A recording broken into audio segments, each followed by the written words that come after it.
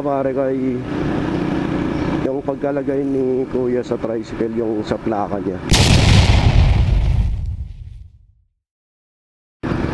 yan ang bawal, yung nasa taas yung acrylic, kasi hindi makita yung plaka.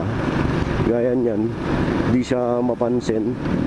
Kaya ang pwedeng paglagay talaga ng acrylic sa likod lang, kumbaga suporta lang sa plaka. Pero kung tatakpan mo yung number, yan ang bawal, huhulihin ka niyan. Ito hindi makita yung number kasi naharangan ng acrylic. Yan ang sabi ng LTO, huhulihin ka talaga niyan kasi hindi makita yung number. So ayan, good morning mga pare. Shout out sa lahat.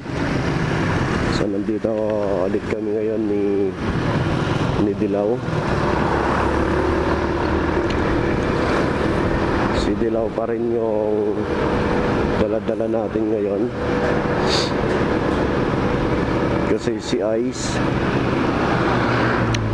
wala pa siyang